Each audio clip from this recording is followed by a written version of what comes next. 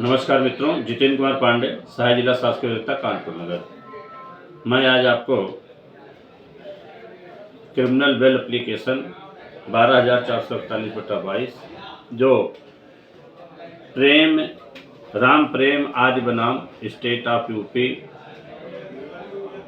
जिसे जस्टिस सुभाष विद्यार्थी लखनऊ बेंच ने धारा 437 और 439 तथा 205 पर बड़ी व्याख्या की है। घटना इस प्रकार है कि वादी राजा राम ने दिनांक 5/5/2021 को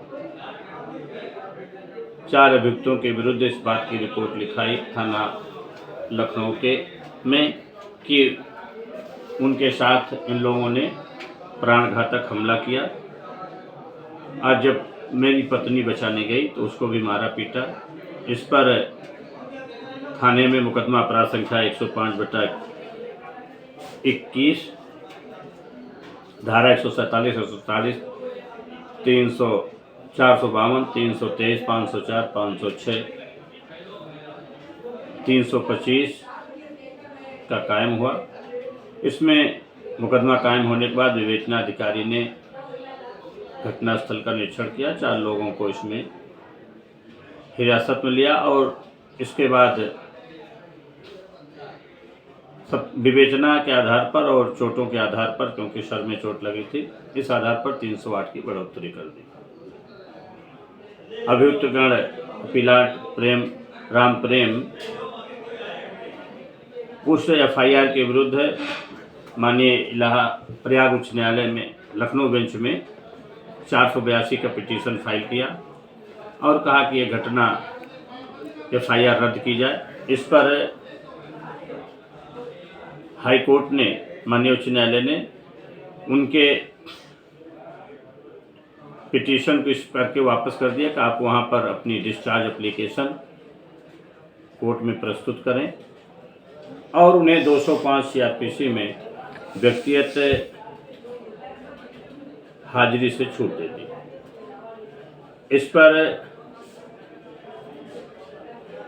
अपीलकर्ता जो अपीलांट हैं के विरुद्ध माननीय न्यायालय में चार्जशीट दाखिल हो गई और इन लोगों ने बेल एप्लीकेशन न्यायालय में दाखिल किया, लेकिन वो अधिवक्ता के थ्रू दाखिल किया, उसमें मोहर अंगूठा लगाया, व्यक्तिगत हाजिर नहीं हुए। इस पर लखनऊ के मजिस्ट्रेट ने इनकी बेल एप्लीकेशन इस आधार पर खारिज कर दिया कि ये कोर्ट में उपस्थित नहीं हुए और बिना फिजिकल अपीयरेंस के इनके प्रार्थना पत्र की सुनवाई नहीं हो सकती है। इस पर वो सेशन कोर्ट गए। सेशन कोर्ट ने भी यही ग्राउंड लेते हुए कि उन्होंने जो जमानत प्रार्थना पत्र दिया है उसमें ये फिजिकल उपस्थित नहीं है, लिहाजा इनका प्रार्थना पत्र खारिज कर दिया। उस पर पुनः उस आदेश के विरुद्ध 482 में हाई कोर्ट आए।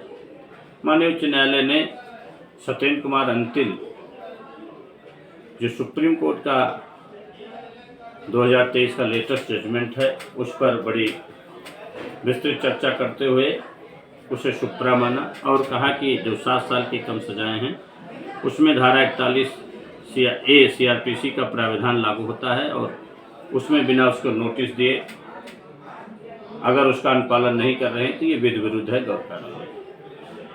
लेकिन बहुत बड़ा जजमेंट देते हुए कई रूलिंगों को, Sandeep Kumar versus state of Delhi supreme court के और भजन लाल, कई केसों का हवाला देते हुए माननीय लखनऊ बेंच हाई कोर्ट ने कहा कि 429 में फिजिकल उपस्थिति आवश्यक है। अगर किसी व्यक्ति की जमानत प्रार्थना पत्र में फिजिकल उपस्थिति नहीं होती है तो उसका जमानत प्रार्थना पत्र सुना नहीं जा सकता, क्योंकि बिना हिरासत में किसी की जमानत प्रार्थना पत्र को या तो कोर्ट पुलिस कस्टडी में हो, कोर्ट कस्टडी में हो, तब उसकी फिजिकल उपस्थिति अनिवार्य नहीं है। लेकिन अगर कोर्ट कस्टडी में नहीं है या पुलिस कस्टडी में नहीं है तो उसे जमानत प्रार्थना पत्र के समय चाहे वो वेलेबल ऑफेंस क्यों ना हो, नॉन वेलेबल ऑफेंस क्यों ना हो, क्योंकि मजिस्ट्रेट ने इस बिल को इस आधार फाइल किया था कि ये पावर हमें नहीं है डिस्चार्ज करने का। ये पावर क्योंकि सत्र न्यायाधीश ट्रायल बाउल सब 308 है, इसलिए ट्रायल बाउल सत्र न्याय सेशन कोर्ट है, इसलिए सेशन कोर्ट को डिस्चार्ज एप्लीकेशन डिस्पोज करने का पावर है और उन्होंने खारिज किया। ये जस्टिस सुभाष विद्यार्थी ने लगभग 30-40 पैराग्राफ में बहुत विस्तृत आर्डर किया है। निश्चित रूप से 429 में बिना अभियुक्त की उपस्थिति के न्यायालय में उसके जमानत प्रार्थना पत्र की सुनवाई होना नहीं हो सकती है। ये मेन फंडिंग है और इस आधार पर उन्होंने अपीलांट के प्रार्थना पत्र को इस आधार पर भेज दिया कि आप न्यायालय में जाकर के 7 दिन के अंदर सरेंडर हों और वहाँ पर अपनी डिस्चार्ज एप्लीकेशन को प्रस्तुत करें। मैं आज आपको अपने यूट्यूब चैनल के माध्यम से ये जो क्रिमिनल बेल एप्लीकेशन 12,441/22 है, जो राम प्रेम आदि बनाम स्टेट ऑफ यूपी है, इसे बताया है। निश्चित रूप से ये विद्यार्थियों के लिए बहुत ही महत्वपूर्ण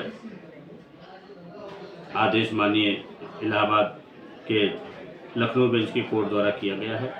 मेरा चैनल आगे देखने, मेरा चैनल लाइक करें, सब्सक्राइब करें। धन्यवाद।